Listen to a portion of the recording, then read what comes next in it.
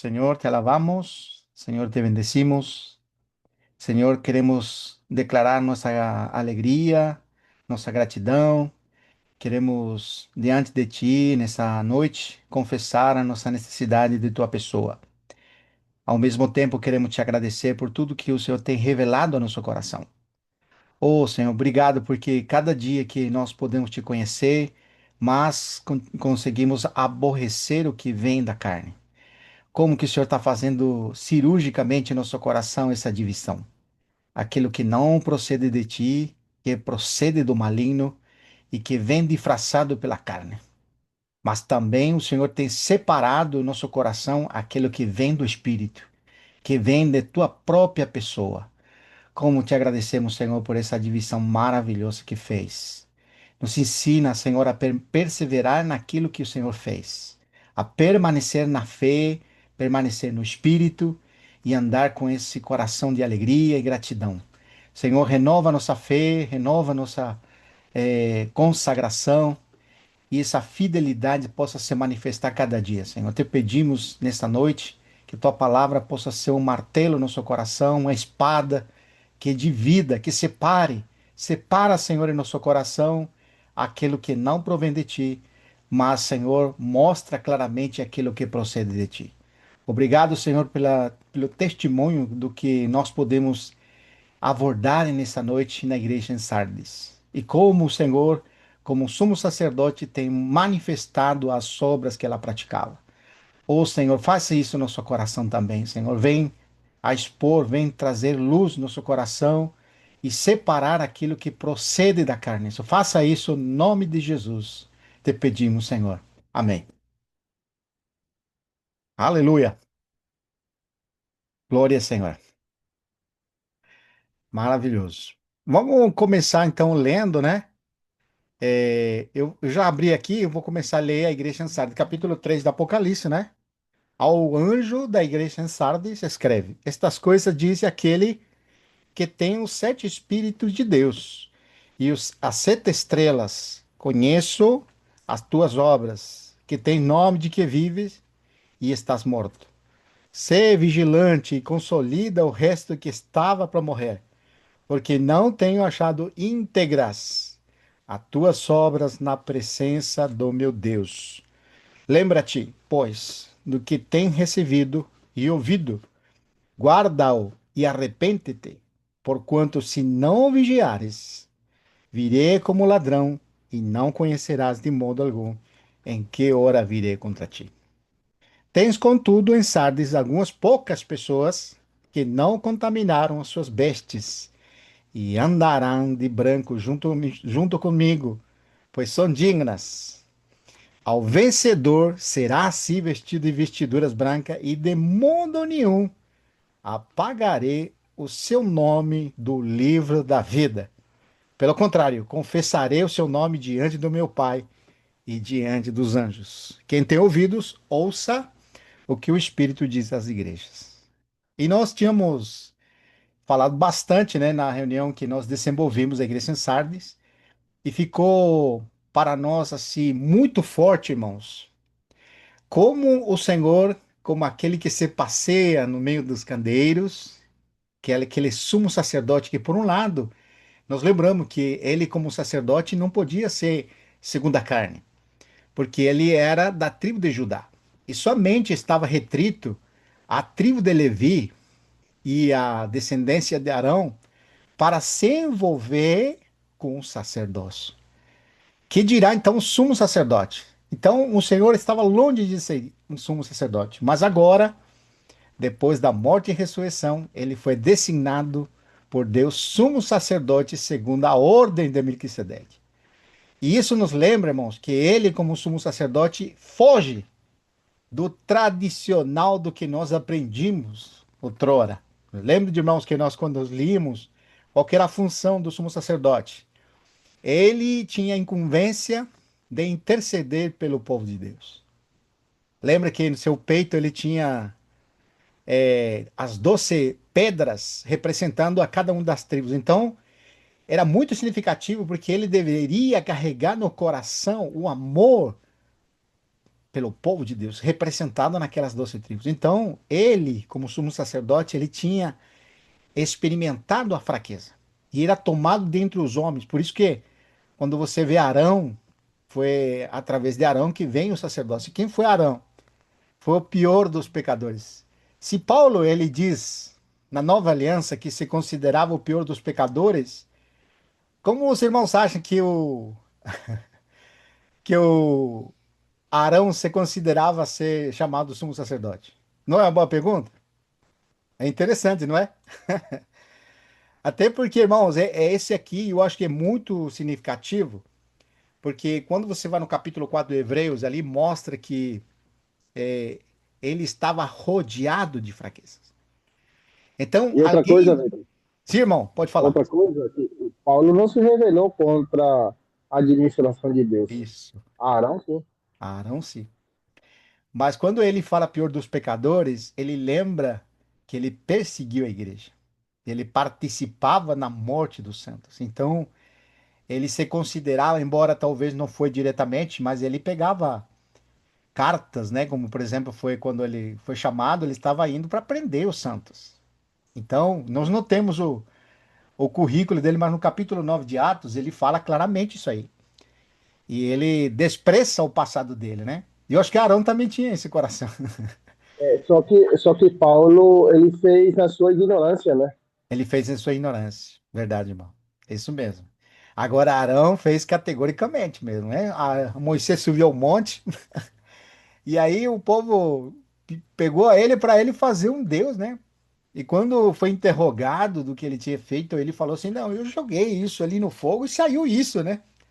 Mas quem que deu forma àquilo lá? Não foi ele.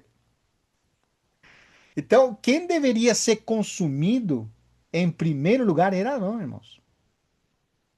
Ele deveria passar pela espada, porque lembra que a ração daquela idolatria que estava fazendo o povo, o Moisés, que nesse momento a ira do coração tomou ele e jogou as pedras, e aquelas pedras que tinham os mandamentos de Deus, jogou no chão e quebraram elas.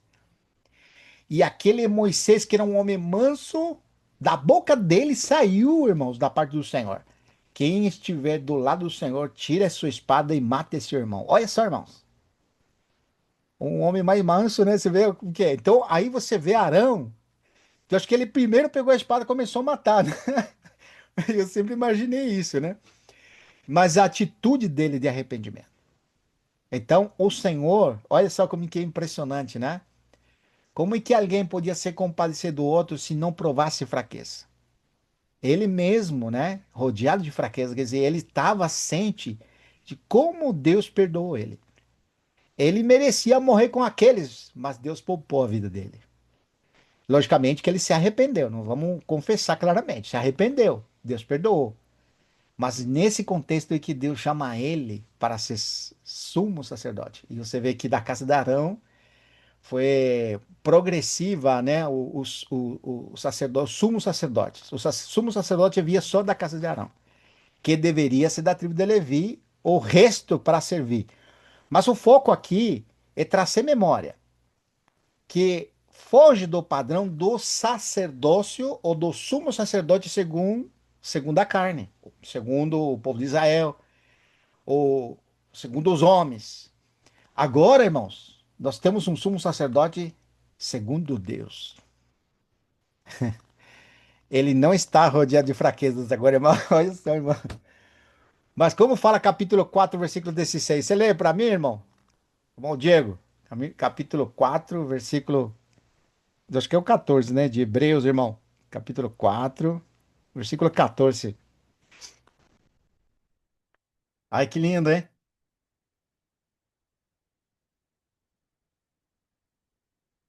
Amén, hermano. Hebreos 4, 14 e 15, irmão. 14. 14 e 15.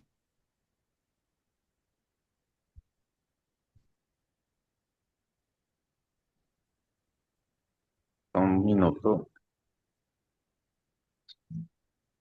Amén. Amém. Jesús, el gran sumo sacerdote. Por lo tanto, ya que en Jesús, el Hijo de Dios, tenemos un gran sumo sacerdote que ha atravesado los cielos, Aferrémonos a la fe que profesamos, porque no tenemos un sumo sacerdote incapaz de compadecerse de nuestras debilidades, sino uno que ha sido tentado en todo de la misma manera que nosotros, aunque sin pecado. Amém. Muito bom, né, irmãos? Temos tal sumo sacerdote. Esse é um lado da moeda, né?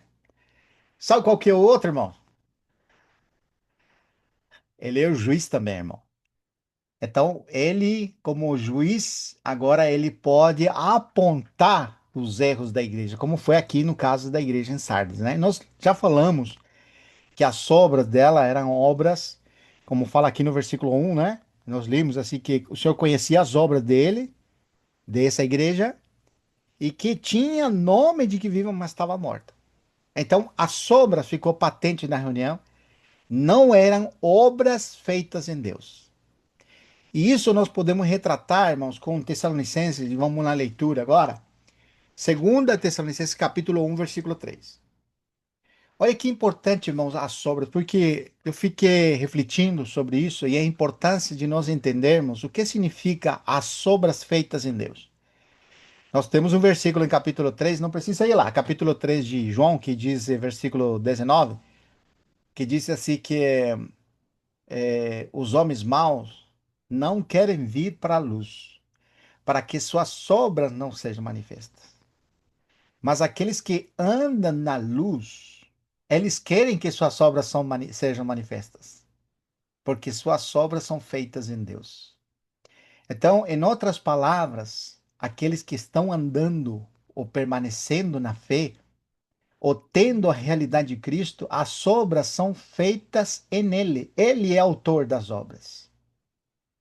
Isso é muito retrato, porque quando nós lemos Filipenses capítulo 1, antes de ler esse versículo de Tessalonicenses, eu vou lembrar. É Filipenses capítulo 2, versículos 12 e 13, né? Paulo disse assim: Irmãos, como sempre obedecestes. Lembra dessa expressão? Não só na minha presença, mas muito mais agora. Ô, irmão Ronilson, olha aqui o nosso irmão Ronilson. Paz, meu Graça e querido. paz, amado irmão. Nós estamos falando agora do irmão, falando assim, o irmão deve estar viajando. Estou, Ah, estou no caminho de estrada, tá na estou estrada? viajando. Aí cheguei no Oh, lugar e aí estou numa aproveitou. casa. E aproveitei um tempo aqui, enquanto eles fazem comida lá fora, eu estou aqui dentro. Oh, olha só, irmão, que alegria vê-lo, irmão. Amém. Ah, Maravilha, amém. nós estamos falando aqui retornando aqui na igreja em Sardes, né? E Aham. uma das peculiaridades da igreja em Sardes é que ela tinha obras. Mas a repreensão da parte daquele que se passeia no meio delas é de que ela tem nome de que vive, mas está morta. Então, na reunião anterior, nós mostramos que as obras que ela praticava não eram obras em Deus, eram obras mortas. E Uhum. isso me lembra capítulo 6 de Hebreus. Olha só que fala lá, irmãos. Capítulo 6 de Hebreus, versículo 1. Para lembrar só porque o irmão tá ali, né? Vamos reiterar isso aqui. Hebreus capítulo 6. Olha aqui que são obras mortas aqui. Por isso, versículo 1. Pondo da parte dos princípios elementares da doutrina de Cristo.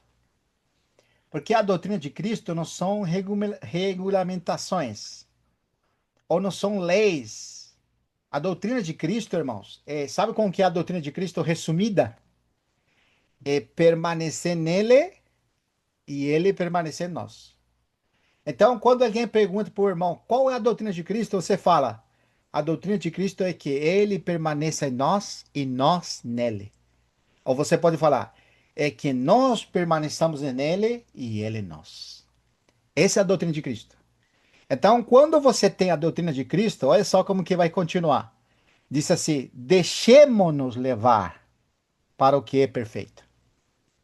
E Colossenses capítulo 2 diz que nós estamos perfeitos em Cristo. Então, a doutrina de Cristo é nós estarmos nele e ele em nós. Então, nós manifestamos o que é perfeito. Olha só como continua. Deixemos-nos levar para o que é perfeito. Não lançando de novo a base do quê? Arrependimento de obras mortas. Agora sim.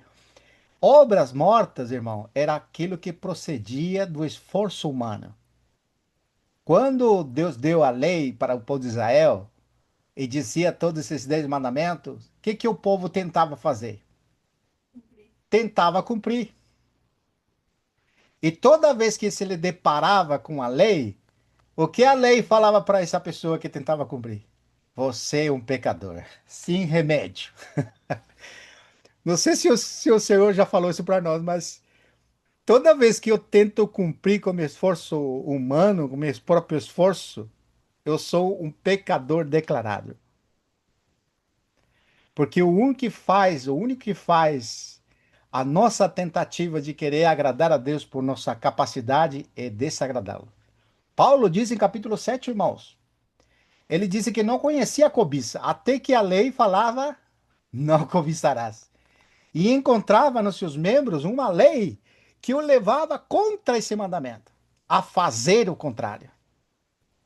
E nós lembramos uma criança, você fala assim, não toque! O que que a criança faz? Toca.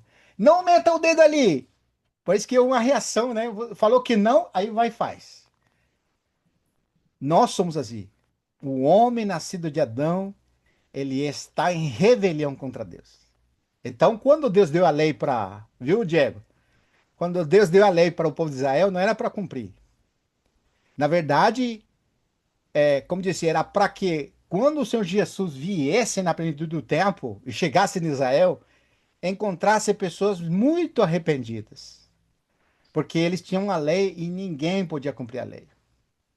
A lei era tão alta o padrão, irmãos, que quando você se achava bom e cumpria alguns dos mandamentos, e você dizia, irmão, eu pelo menos não faço isso, não faço isso, não faço isso, né? Eu não roubo, não adultero e não faço mal para ninguém.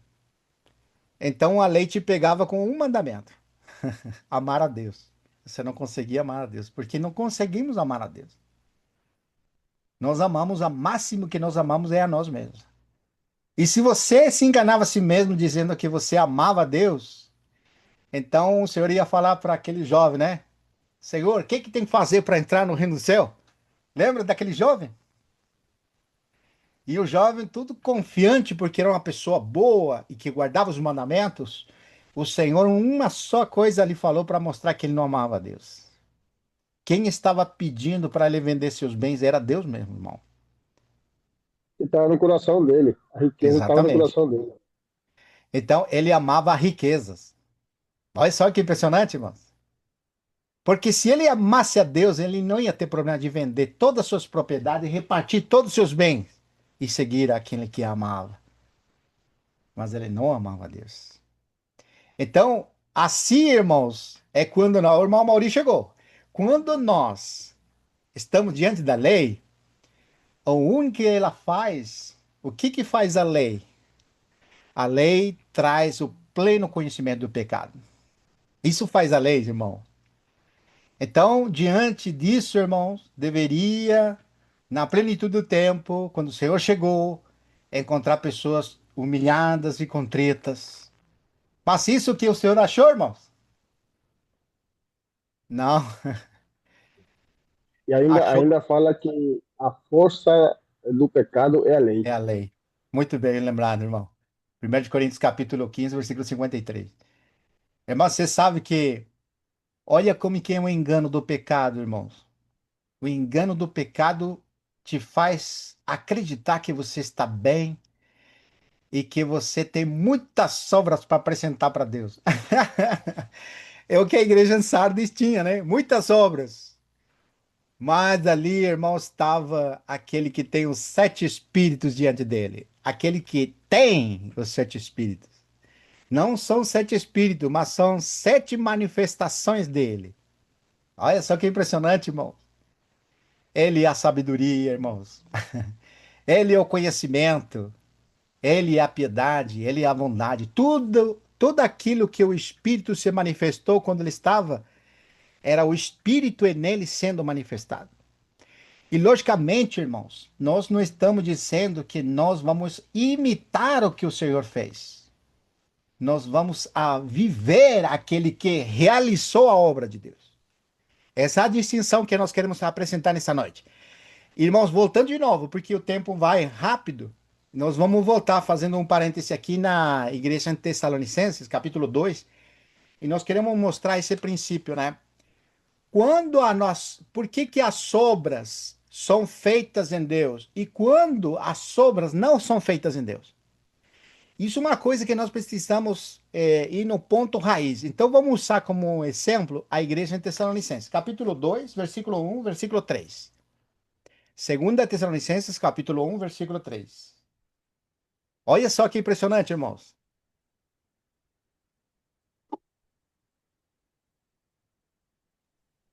Irmãos, cumpre-nos dar. Não, assim não. Não é assim que não. Desculpa, irmãos. É primeira Tessalonicenses ou segunda? Segunda, irmão, segunda mesmo. Então tá certo. Irmãos, cumpre-nos dar sempre graças a Deus no tocante a vós outros, como é justo, pois a fé cresce sobremaneira, e o vosso mútuo amor de uns para com os outros vai aumentando. Pode 4. ler até o 5, irmão, por favor. A tal ponto que nós mesmos nos gloriamos de vós nas igrejas de Deus, à vista da vossa constância na fé, em todas as vossas perseguições e nas tribulações que suportais. Sinal evidente do reto juiz de Deus, para que sejais considerados dignos do reino de Deus, pelo qual, com efeito, estáis sofrendo. Tá bem. Glória a Deus.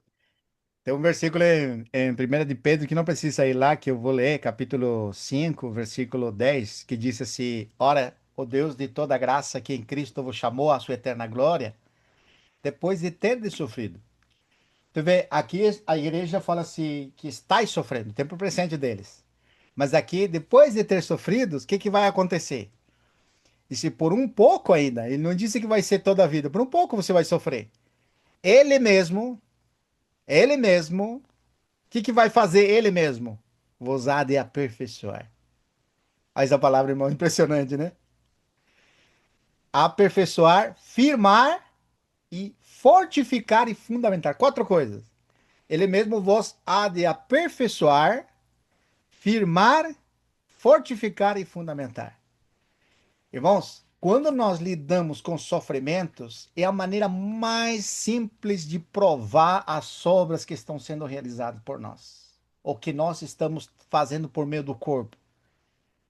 Então, a maneira com que o juiz, agora o sumo sacerdote, que é capaz de interceder por nossas fraquezas, ele mesmo, irmão, diante das provações, manifesta as obras, se elas são feitas em Deus ou se são feitas em nós mesmos. Então, quando nós lidamos com a igreja em Sardes, ela tinha nome de que vive, mas na verdade estava morta, porque as obras diante da provação manifesta que as obras são feitas em Deus ou são feitas procedente da carne. E, irmãos, você vê como que é o contraste. Eu trouxe aqui esse exemplo da igreja tessalonicense porque o aspecto positivo das obras feitas em Deus. A primeira coisa que o apóstolo ressalta, não sei se os irmãos perceberam, voltando lá em Tessalonicenses, Tessalonicenses capítulo 1, versículo 3, né? Disse assim: Isso aqui é importante, irmãos, cumpre-nos dar sempre graças a Deus no tocante a vós outros, como é justo, pois vossa fé cresce. E estando desenvolver essa mensagem, irmãos, eu fiquei muito grato, porque a fé não é estancada. Ou seja, quando você vai na palavra etimológica fé, no Antigo Testamento você tem só um versículo que vai falar fé. Os irmãos lembram qual é? Abacuque 2:4. Em todo o Antigo Testamento, a palavra emuná, que é traduzido na Abacuque como fé, em nenhuma das passagens do Antigo Testamento é usado muitas vezes emuná, mas não é traduzido como fé. É traduzido, sabe como, irmãos? Fidelidade. Então, eu tenho um versículo aqui que eu gostaria de ler com os irmãos. Vamos lá, por favor. Abacuque não precisa, porque já lemos. Eis o soberbo e está próximo à sua queda. Mas o meu justo viverá pela fé. Esse é Abacuque 2:4. O meu justo viverá pela fé. Paulo vai pegar essa frase, o justo viverá pela fé, e vai dizer lá em Romanos 1. Mas vamos lá daqui a pouco. Eu queria só ficar no Antigo Testamento. Olha só, Salmos 100, versículo 5. Salmos 100, versículo 5. Eu vou pedir para o irmão Ronilson ler para nós, por favor. Salmo 100, Salmo 100, e Versículo 5, depois irmão. 5. Diz assim: porque o Senhor é bom e a sua misericórdia dura para sempre, e de geração em geração a sua fidelidade. Amém. Sabe que palavra é fidelidade ali? Ah, Emuná. emuná. Emuná, que na Abacuque 2:4 traduz como fé. Para sempre é sua fé. Em Abacuque, ele fala que o justo viverá pela fé. Sabe como pode traduzir? O justo viverá pela sua fidelidade. A pergunta é: que fidelidade? A fidelidade da pessoa ou a fidelidade de Deus? De Deus. De Deus! Irmãos, é a fidelidade de Deus. Ele estabeleceu todas as coisas em Cristo Jesus. Todas as coisas convergem nele, irmão. Olha só que Deus maravilhoso que nós temos. Isso chama-se fidelidade. Isso chama-se fé. Então, a vida do crente que crê em Jesus Cristo e tem fé, ele se une à fidelidade de Deus. Então, essa fidelidade de Deus deve crescer no seu coração. Porque, debaixo de nenhum ponto de vista, ele é tolerante com a carne, irmãos. Ele não faz concessão com o homem carnal. Ele repreende o homem carnal. Como está fazendo aqui a igreja em Sardes. Deus está repreendendo uma igreja carnal. Porque suas obras eram carnais. As suas obras era o princípio de Caim. Os irmãos lembram as obras de Caim? Se nós formos à leitura, nós vamos lembrar que Caim trouxe do melhor do seu fruto. Mas Deus reprovou Caim e sua oferta. Isso é muito significativo, irmãos, porque as obras de Caim, a fonte do que ele estava praticando, ele era ele mesmo.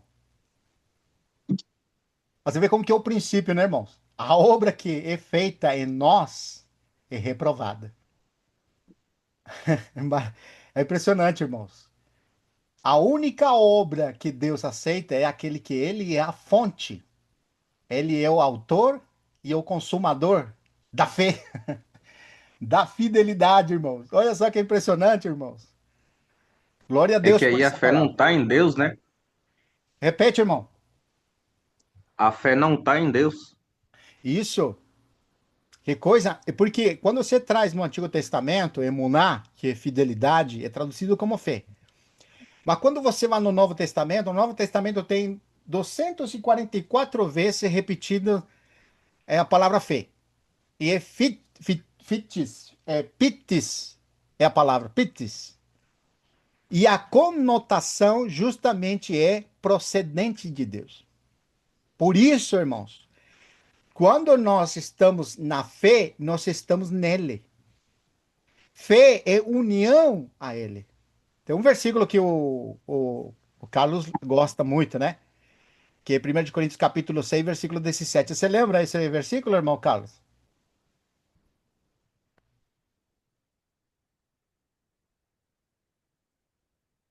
7. 1 de Coríntios Que capítulo que é? capítulo 6, 17. Você lembra? Decora assim ou não? Não. O Aquele Senhor é que o se, Espírito? aquele que Aquele que se se une ao une. Senhor. Isso. Ao Senhor, o Espírito é com ele. Aí. Sim.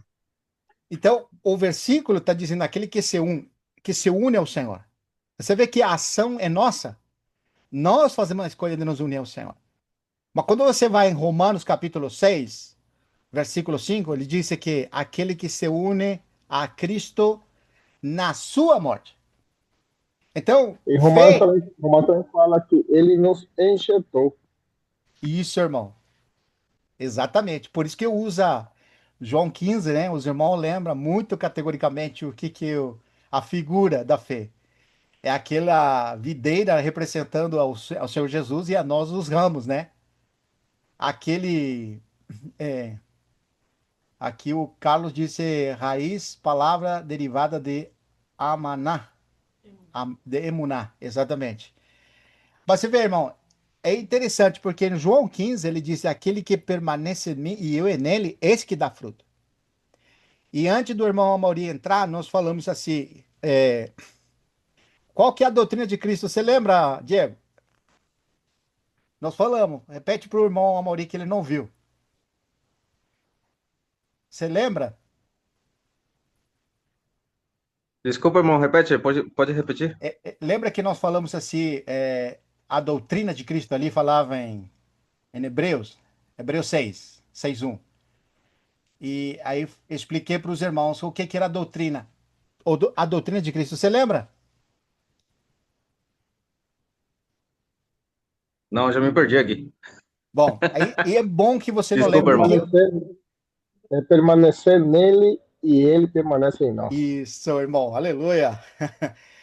Isso é bom porque repetir, meu irmão. Você vê, o versículo diz: deixemos-nos levar pelo que é perfeito. Mas antes de você se deixar levar pelo que é perfeito, você tem que andar na doutrina de Cristo.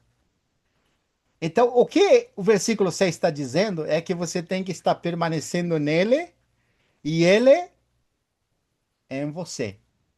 Isso é a doutrina de Cristo. Então, se alguém pergunta para você, o que que é a doutrina de Cristo? Você pode falar assim, sem sombra de dúvidas. Eu estar nele e ele estar em mim. E como consequência, irmãos, damos muito fruto. Como consequência, as obras que nós praticamos são obras feitas em Deus. Você viu que impressionante? Por isso você se deixa levar por aquilo que é perfeito. Paulo diz em Filipenses, nós que somos perfeitos, ele diz, não que já tenha alcançado, por isso que nós usamos esse aqui, Tessalonicense, voltando de novo lá, irmão. Esse é o versículo de saída, né? 2 Tessalonicenses, capítulo 1, versículo 3. E disse assim: irmãos, comprem-nos sempre dar graças a Deus no tocante a vosotros, como é justo, pois a vossa fé cresce sobremaneira. Olha só, irmão. Isso aqui é muito, muito rico. Então, se você vê que a fé é nossa união com Cristo, o que que deve crescer então? Essa realidade. Cristo, Cristo deve crescer em nós. Essa realidade de que nós estamos nele e ele está em nós deve ir aumentando, aumentando em nós. Agora, você já percebeu, irmãos, quando nós estamos assim meio desanimados? O que que mais você é levado a questionar na tua mente? Não é se eu estou na fé mesmo? Será que eu estou crendo mesmo? Quando alguém começa a se abalar, o que abala é a nossa segurança dessa união, irmãos. Por isso, irmãos, nós precisamos sempre reavivar aquilo que está em nós pela palavra, por meio da comunhão, por meio do Espírito. O Senhor vem sempre com lembrando daquilo que foi feito em Cristo. Então, o conteúdo da fé é uma pessoa, mas também a obra dele. Quando nós estamos nele, nós estamos unidos na pessoa de Cristo, mas também na obra que ele realizou. Por isso que, quando você vai em Romanos 10, eu não sei se o 10, 13, que diz assim que a fé vem pela pregação, vem pela palavra, e a palavra de Cristo, uma coisa assim. É. Aí, a Lília lembrou. A fé vem pelo ouvir e ouvir a palavra de Deus, de Cristo.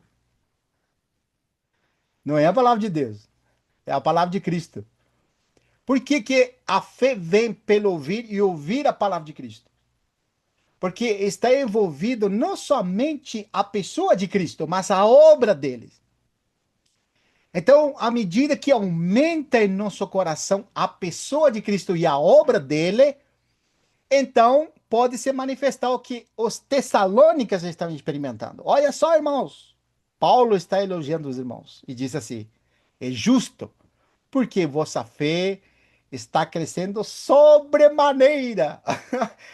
Não é uma exageração falar isso, irmão. É porque é assim. Normalmente nós temos a tendência de pensar, né? É um irmão novo, né? Não fala assim, irmão novo. Você já falou, Diego, irmão novo?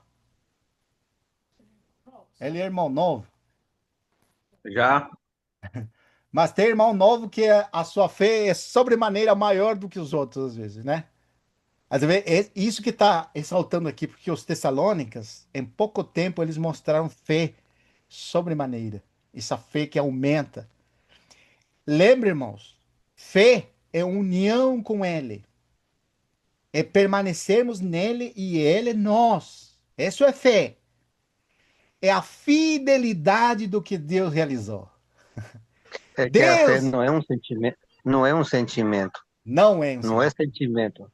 Aí Não. que está, sentimento Aleluia. pode variar, mas a fé não é isso, não. Isso, irmão.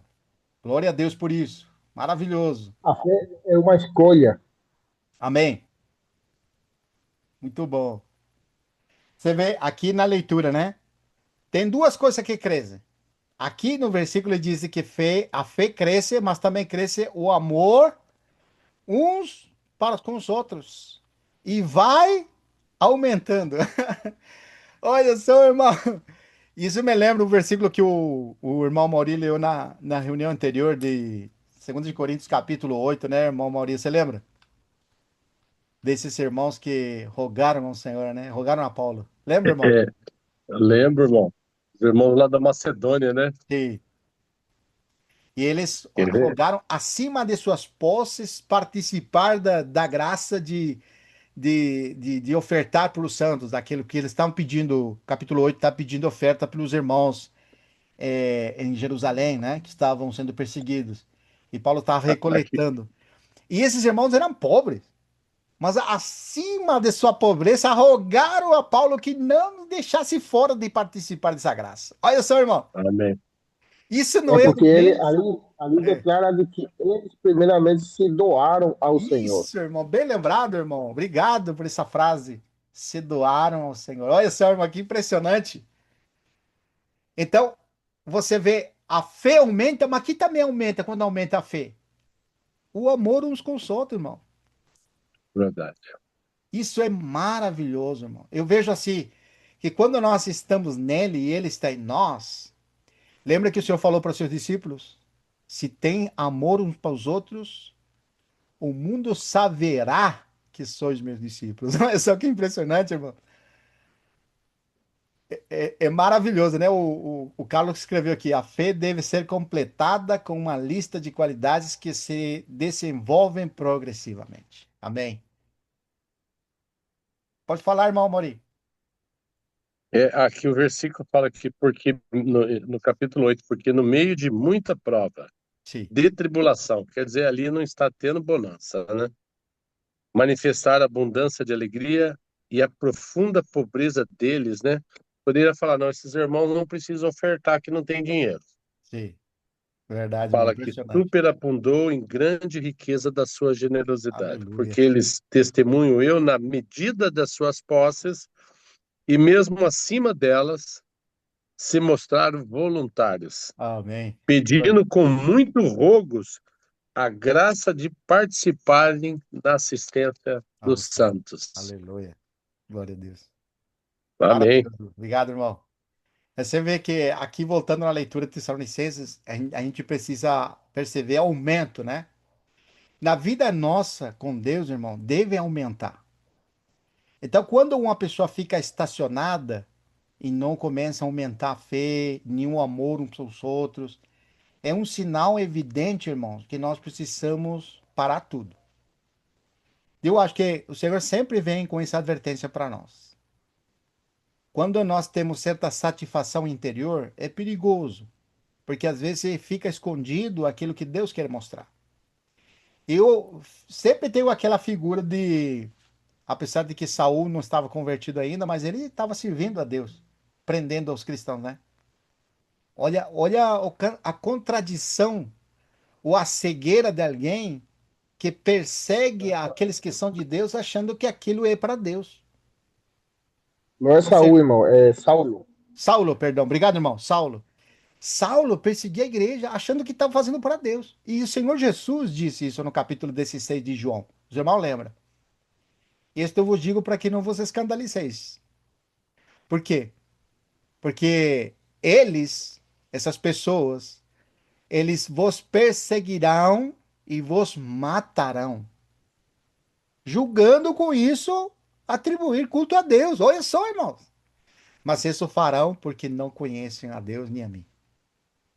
Então você vê como que é a cegueira espiritual o contrário de alguém não avançar espiritualmente ou não progredir na fé e no amor é enganação, irmão, se enganando. Por isso é que nós temos o sumo sacerdote que vem falar conosco, vem falar em nosso coração e não nos deixa ficar nas sobras mortas que procedem da carne.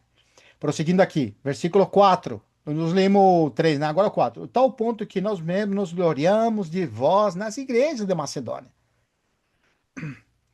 nas igrejas de Deus, visto que vossa constância e fé, olha só, constância e fé em todas vossas perseguições que e nas tribulações que suportais. Versículo 5.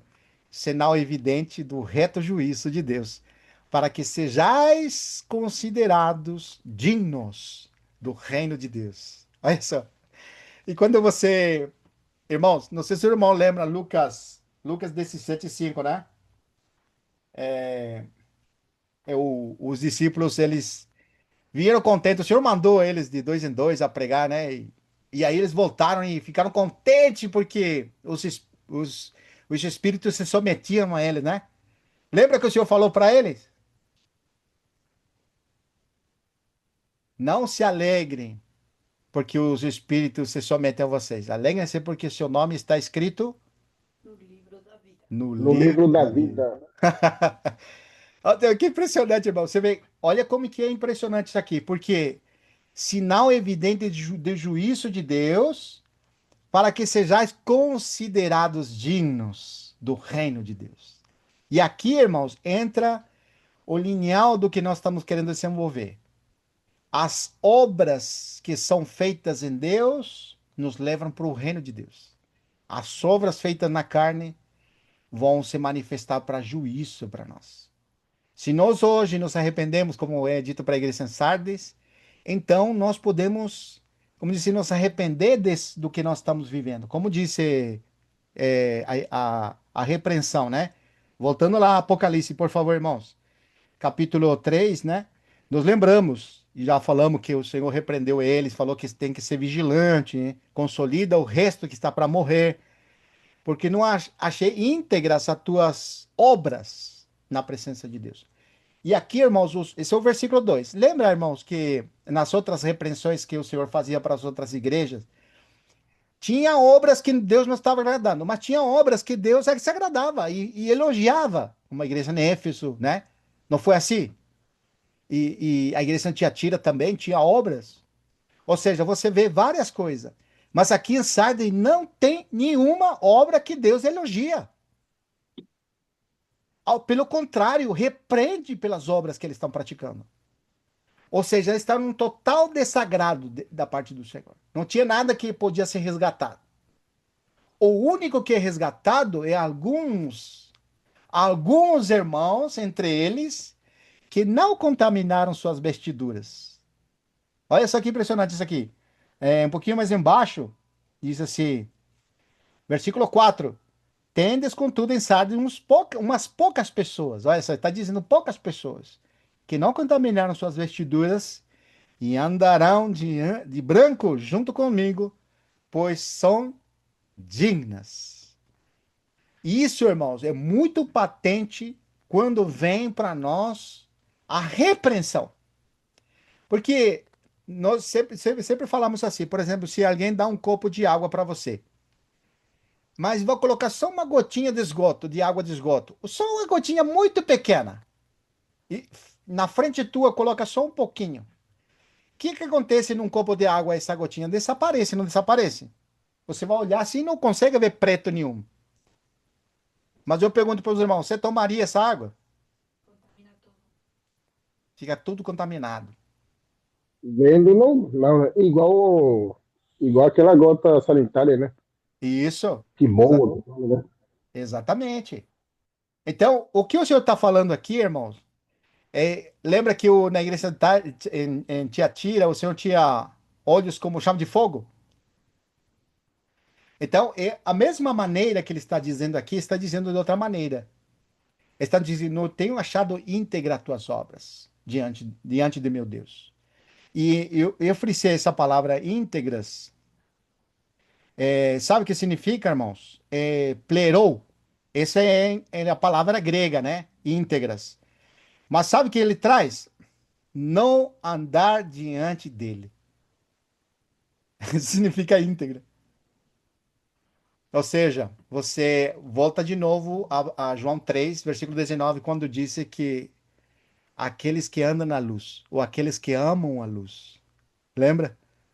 Aqueles que não amam a luz não querem vir para a luz para que suas obras não sejam manifestas. Mas aqueles que são íntegros aqui e andam diante de Deus na luz, suas obras são manifestas, porque são feitas em Deus. Olha só, irmão.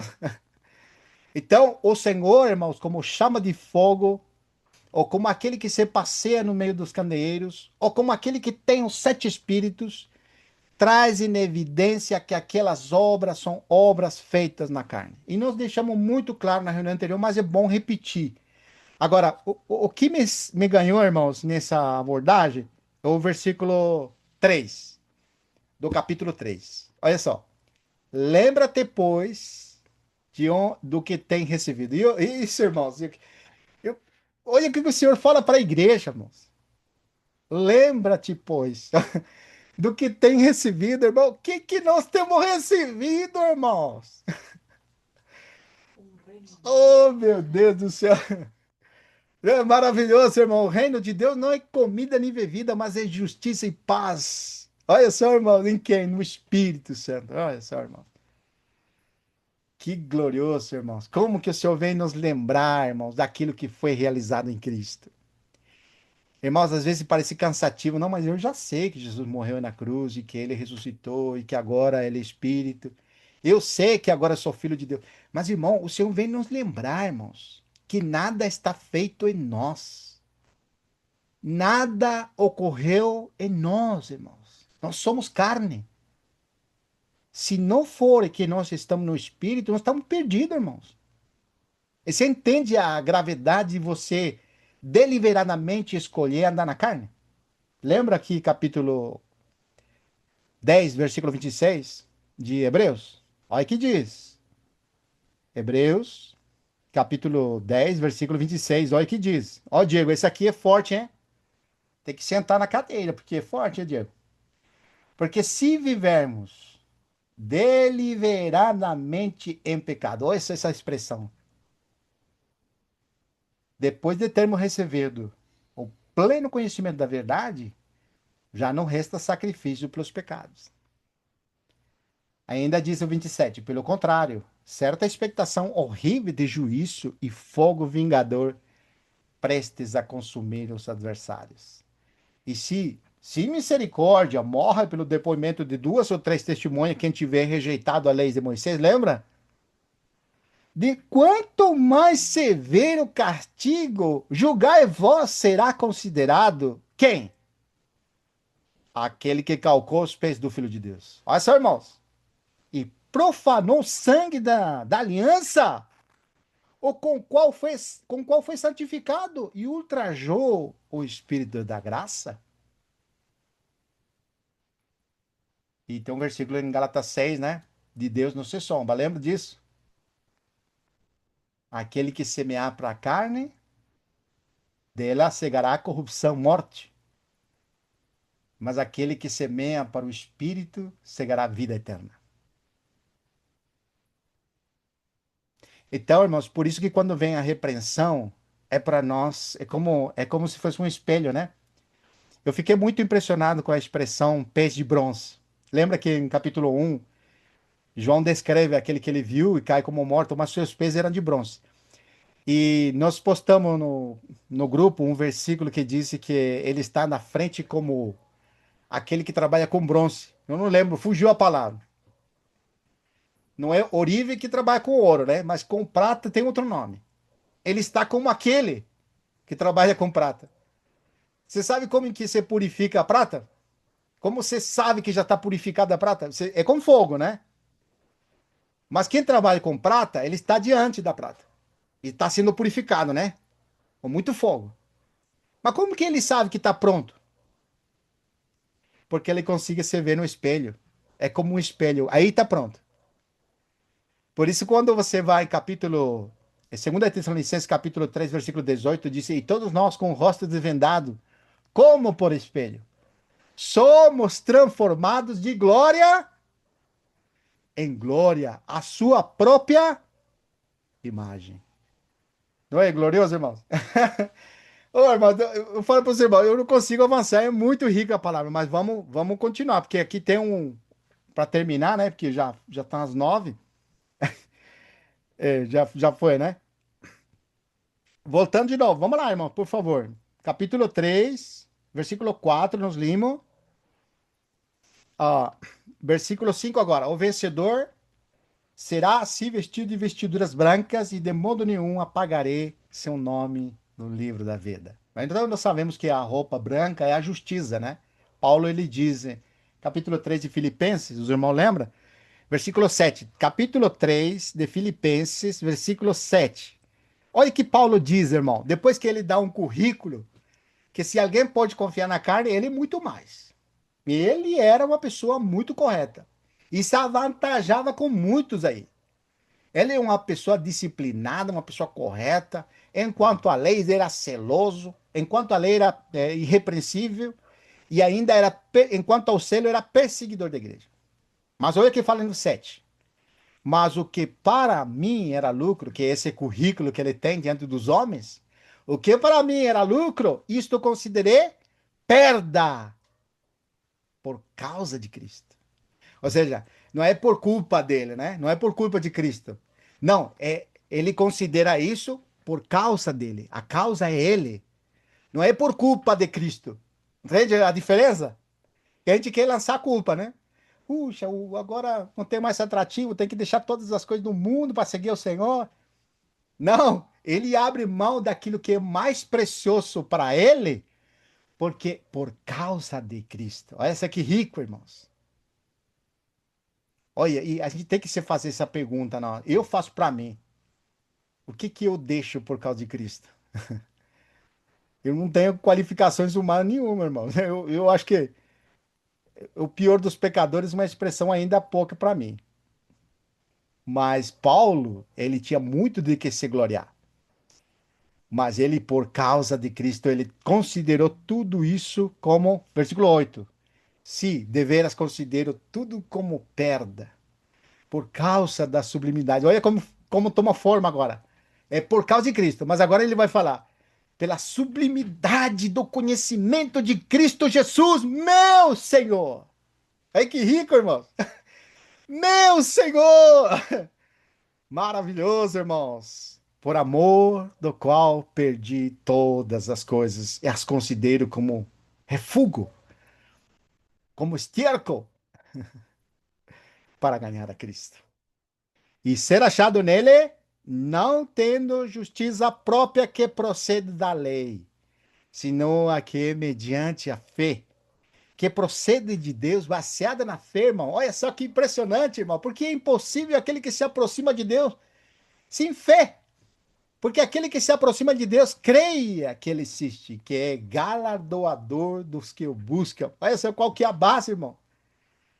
Para nós termos a realidade de estarmos em Deus é porque estamos em Cristo. E isso ele fala em a oração que ele fala no João 17, né? E em João 14 também vai dizer: naquele dia sabereis que eu estou no meu Pai e vós em mim. E no capítulo 17, na oração, diz, quando fala da unidade, para que eles sejam um, assim como nós. Tu em mim e eu em ti.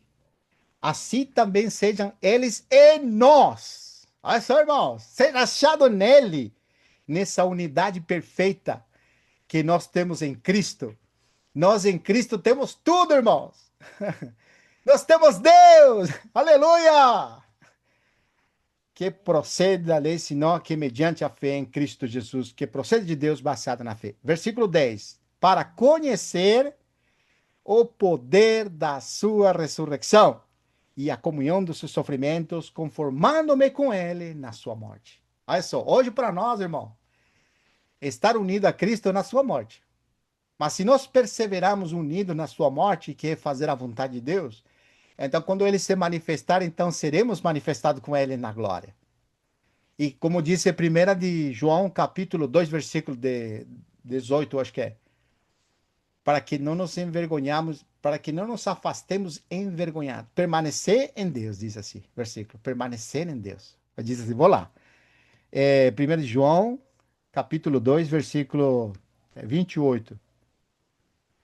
Filhinhos, ele usa a expressão João aqui. Filhinhos, agora, pois, permanecei nele.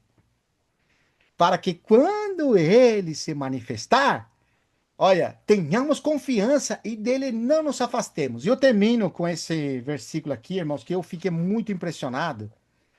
Esse versículo aqui de Apocalipse 3, né?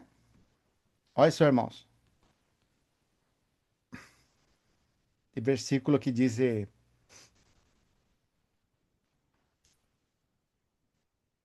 versículo 5. O vencedor assim será vestido de vestiduras brancas. Nós já falamos sobre isso, né? Que será achado nele. Essa é a vestidura de justiça, a justiça que procede da fé. Agora, o que é de nenhum modo apagarei o seu nome do livro da vida. Isso aqui é impressionante, irmãos. Mas eu não sei se vou desenvolver, irmãos, é muito comprido isso aí. Eu preciso pelo menos 10 minutos. Posso? 10 minutos ou mais tomar o tempo dos irmãos? Pode ir, irmão, pode ir, estamos à vontade. Tá bom. Temos Eu, todo o tempo, temos todo o tempo do mundo. Tá bom, irmão.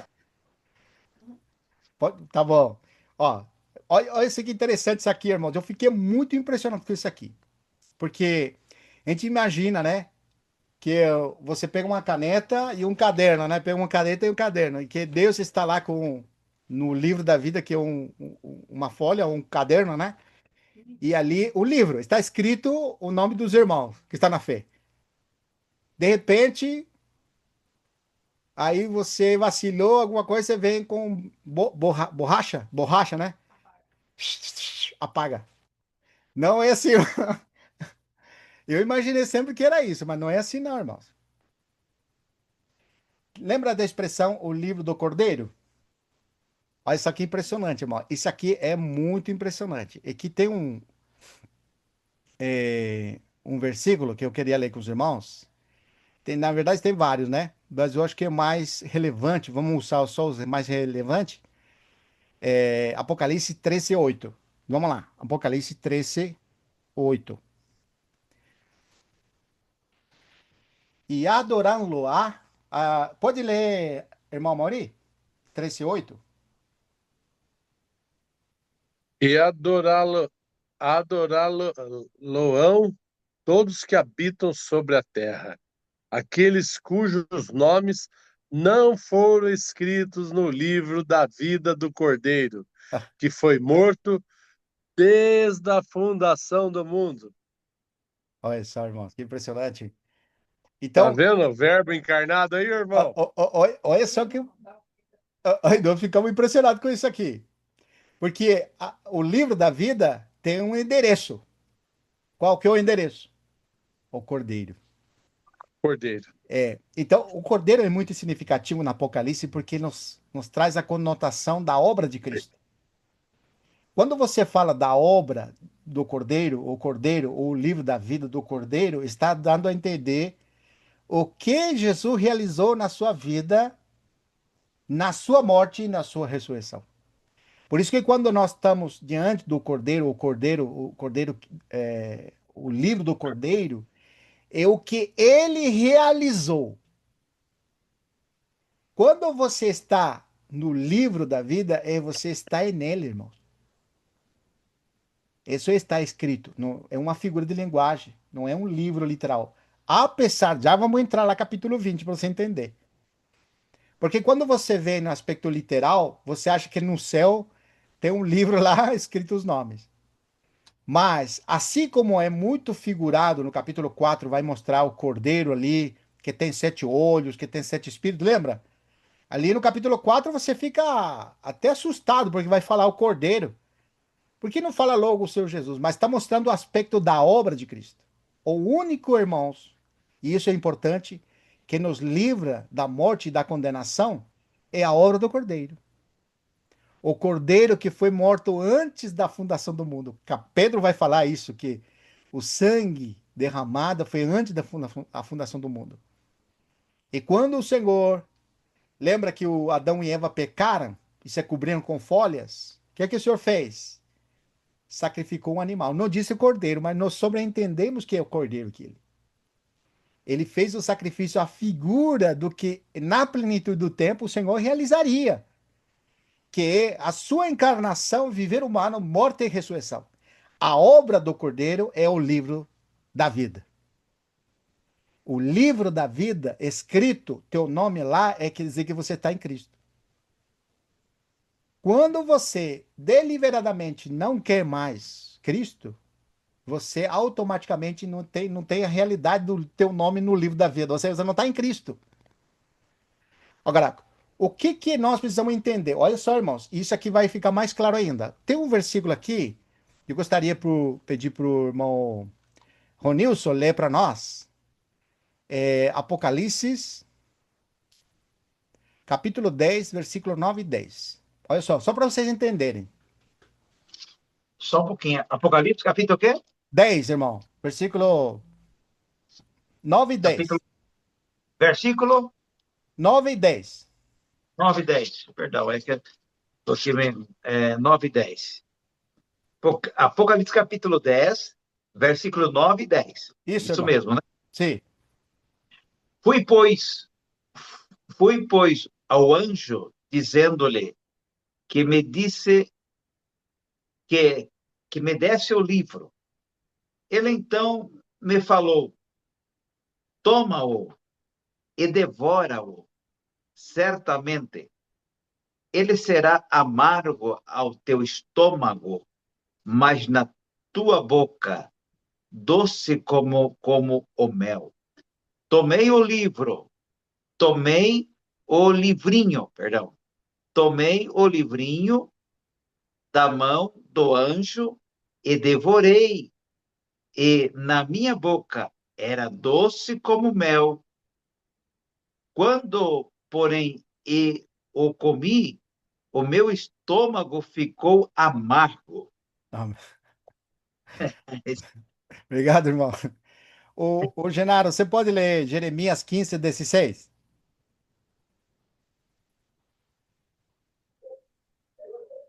Tô indo lá. Tá bom.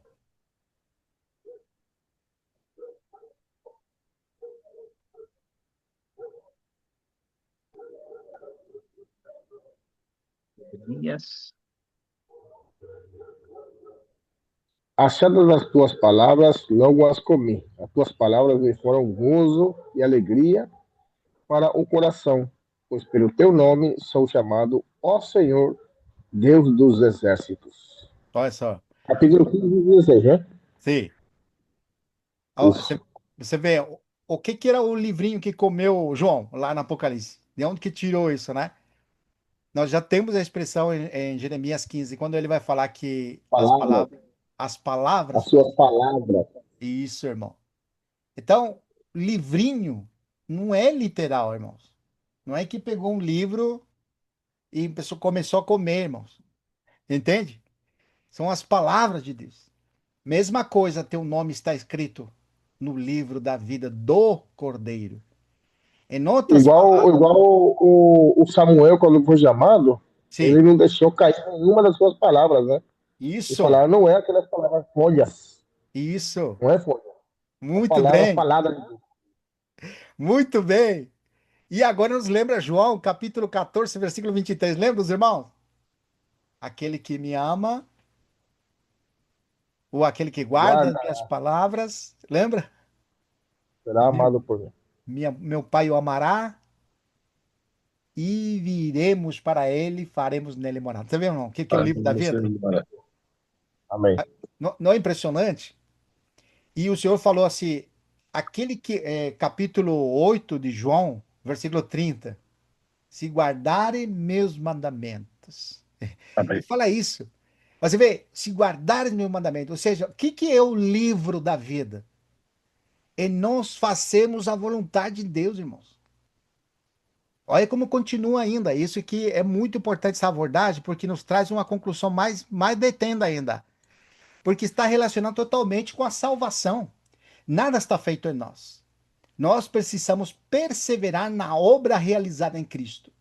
Foi perguntado para o Senhor no capítulo 6, versículo 23. Quais são as obras de Deus para que a pratiquemos? Lembra disso? Qual foi a resposta? Versículo 25. A obra de Deus é esta, Isso. e O quê? creiai, e Aí. creiai naquele que por ele foi enviado. Aleluia! Olha Amém. só, irmão. Então, irmãos, o nosso nome escrito é nós fazermos um com o Senhor. Nos tornamos um com Ele. Permanecerem nele, Ele em nós, fazendo Sua vontade. Amém. Vitor, lembra esse versículo que você citou agora, João 6? Sim, Perguntaram a Jesus quais são as obras sim, em exatamente. plural. Aí. E E o Jesus Senhor? respondeu em singular. Singular. Muito bem lembrado. Aleluia.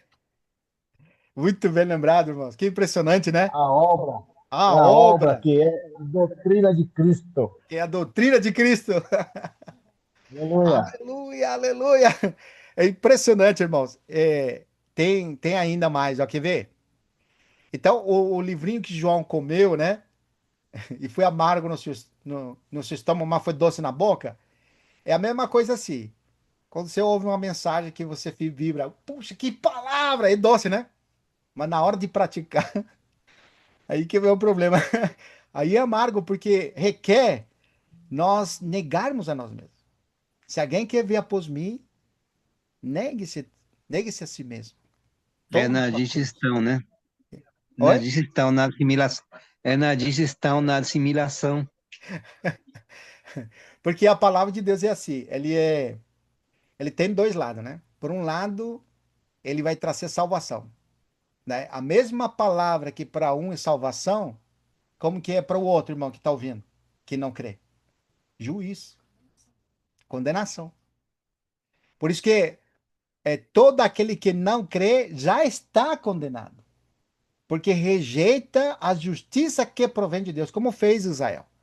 Eles estabeleceram sua própria justiça e desprezaram a justiça que vem por Deus. E isso, irmãos, é o que nós nunca podemos incorrer. Que o Senhor guarde nosso coração para sermos aqueles que perseveremos até o fim nas suas obras, obras realizadas nele. Ó, a igreja em Sardes teve a oportunidade de se arrepender. E aí nós não sabemos qual foi a reação deles, mas essa palavra é para nós agora, né? Eu termino dizendo o seguinte, ó, irmãos, olha que lindo isso aqui. É, esse versículo aqui é extraordinário.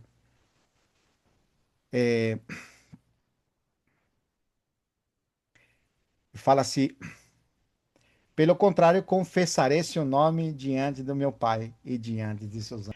Capítulo 20, vamos lá, rapidinho, só para deixar os irmãos falar. Capítulo 20 de Apocalipse, né? Os irmãos lembram que no versículo 11, aí é a segunda ressurreição, que é a ressurreição do juízo. Então, é dito ali que foram abertos os livros. E aqui é muito significativo os livros, porque não está sendo personificado aqui. Olha só que interessante, irmão. Capítulo 11, né? Diz assim: E vi o grande trono branco, e aquele que nele se assenta, de cuja presença fugiram a terra e os céus, e não se achou lugar para eles. Vi também os mortos, os grandes e pequenos, postos em pé diante do trono. Então, abriram os livros, livros plural. Disse, então se abriram os livros. Ainda outro livro, o livro da vida, foi aberto. E os mortos foram julgados segundo o quê? Suas obras, conforme o que se acha escrito nos livros. Então, é interessante, irmãos, porque toda obra que alguém fez aqui não é para ver se ele vai entrar no reino. Porque esse aqui é a ressurreição para a morte. Não é uma ressurreição para ver se ele vai passar para o reino de Deus, como alguns pensam. Aqui ele está mostrando que os livros foram abertos e entre eles o livro da vida. Porque o livro das obras são aqueles que representam o que a carne faz. Já seja porque ele está querendo agradar a Deus, ou já seja porque ele está vivendo para si como sem Deus.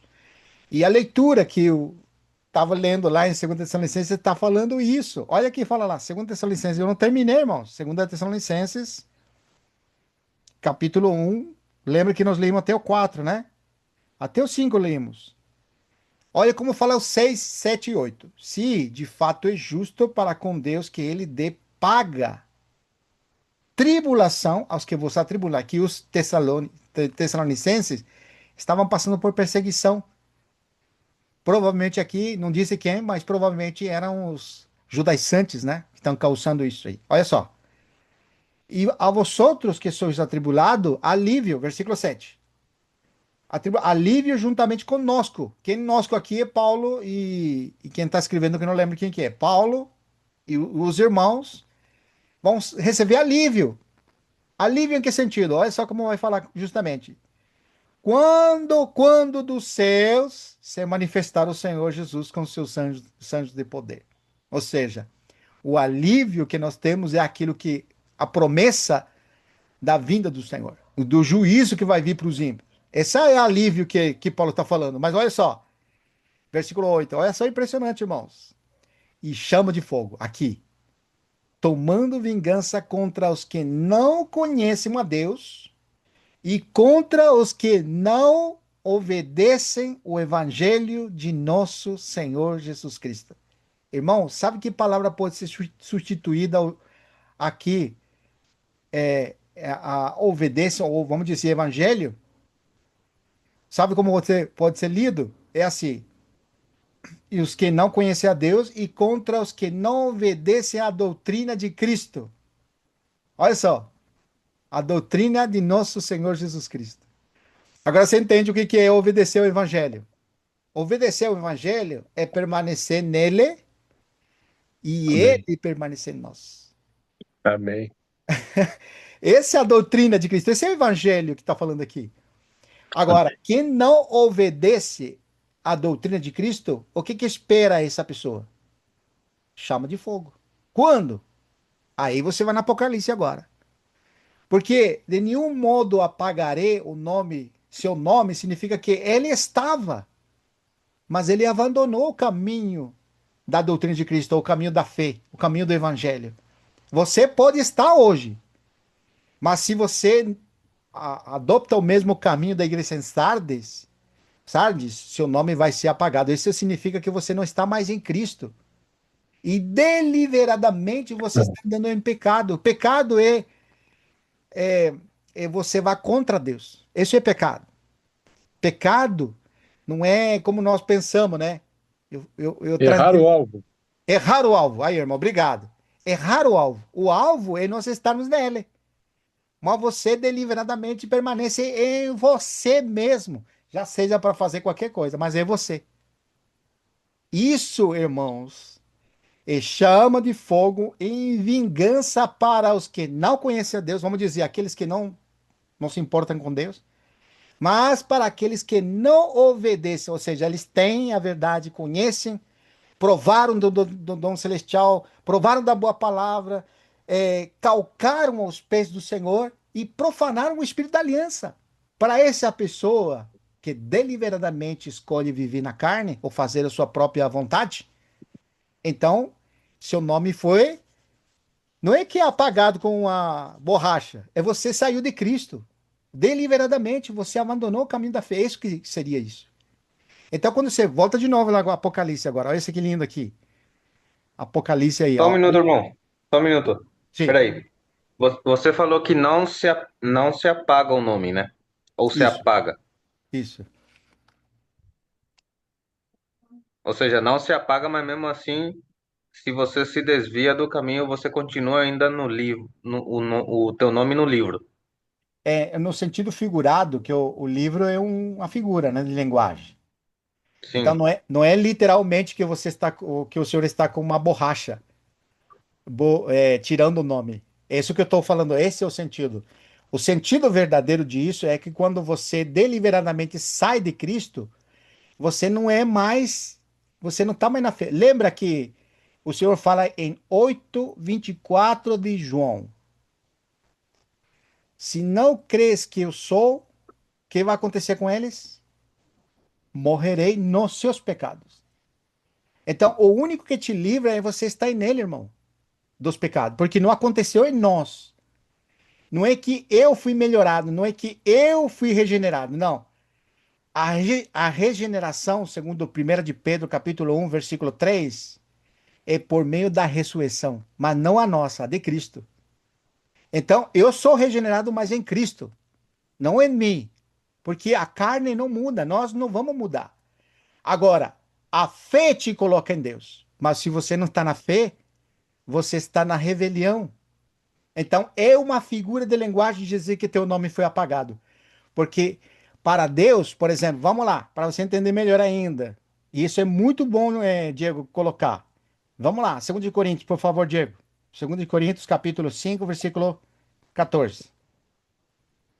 Olha o que fala aqui. Ó, você vai entender agora claramente. Pois o amor de Cristo nos constrange, julgando-nos isto. Um morreu por todos, logo todos. O que aconteceu, Diego? Logo todos morreram. Todos morreram. Um morreu e logo todos morreram, certo? E ele morreu por todos, para que os que vivem não vivam mais para si mesmos, mas para aquele que por eles morreu e ressuscitou. Agora, pergunta para Diego. Esse todos morreram, quem seria? Os crentes ou os incrédulos também? Não é uma boa pergunta?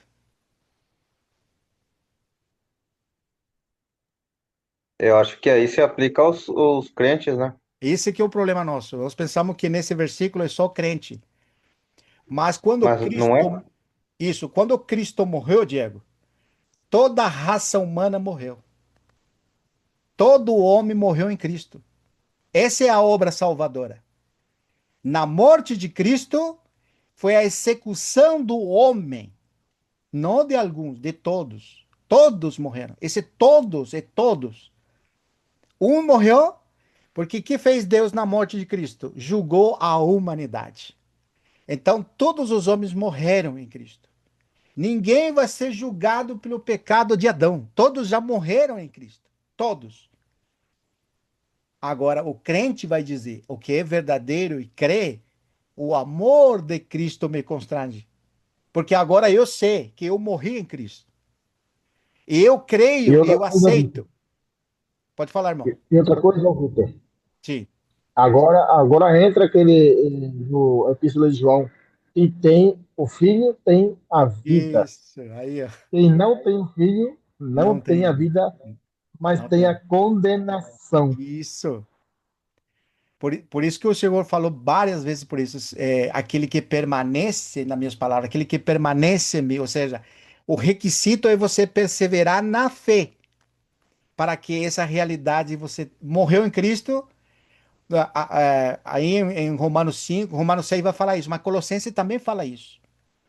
Ó, vai lá, Colossenses 3 agora, versículo 1, olha só.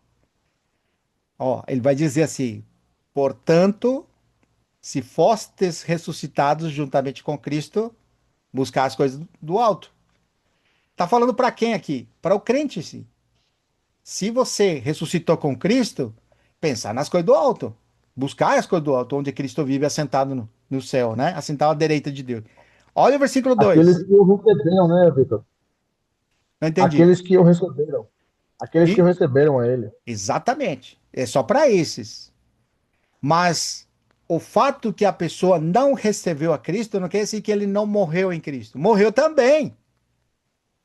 Mas por que que ela, se morreu em Cristo, ele não desfruta do benefício do que aconteceu em Cristo? Porque não crê, Diego. Então ele perde a salvação, perde essa graça porque não crê, não porque não aconteceu nele. Todos É, nós a gente, morremos a em Cristo. gente, a gente a gente não é salvo, não é porque nós pecamos, ou Isso, temos cometido pecado. porque A não gente cremos. não é salvo porque não creu, que não Isso. recebeu. Então, isso é escrito teu nome no livro do Cordeiro. Teu nome é escrito no livro do Cordeiro é quando você toma posse daquilo que foi realizado em Cristo, Diego. E por consequência, você tem a promessa da vida eterna, o reino de Deus a Amém. ser revelado. Amém. Mas tem que perseverar na fé. Agora, se você deliberadamente, Diego, você diz na metade do caminho, não quero mais. Então não resta sacrifício para alguém que não toma posse do cordeiro, porque Deus não vai mandar outro cordeiro. Deus não vai mandar outra maneira de salvar. A única maneira que Deus estabeleceu é o que foi realizado em Cristo. Essa é a maneira com que nós tomamos posse e nosso nome está escrito no livro da vida.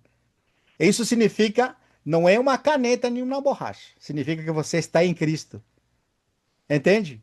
Então, agora quando transporta no capítulo 20, e isso aqui é muito bom, está mostrando as obras. Por que que os ímpios vão ser lançados no lago de fogo?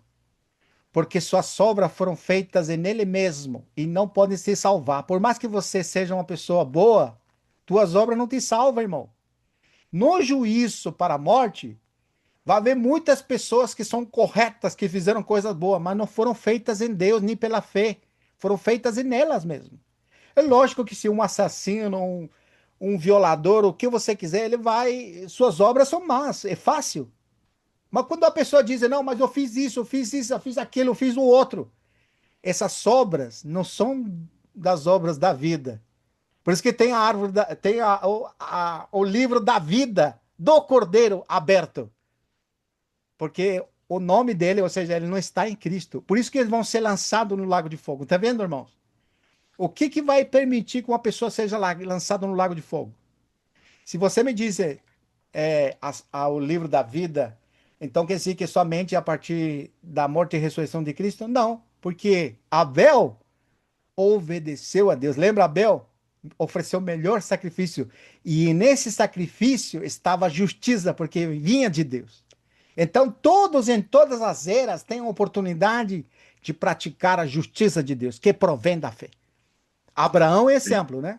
Ele não conhecia a lei, mas ele praticou a justiça que provia da fé. Ele creu em Deus e isso lhe foi imputado para a justiça. A mesma coisa, todos os irmãos, todas as pessoas que creram nessa lista maravilhosa que nós temos no capítulo 11, era pela fé que tomaram posse e têm a realidade. Para nós hoje é Cristo Jesus. Aquele que foi achado nele, então nós seremos manifestados com ele. Paulo, ele entendeu isso. Ele rejeitou todas as obras que vinham da carne dele mesmo para ser achado nele, não tendo justiça própria. Porque a justiça própria é obras mortas, obras para condenação. Mas as obras realizadas em Cristo é para a vida. Maravilhoso, irmãos. Vou deixar falar, porque senão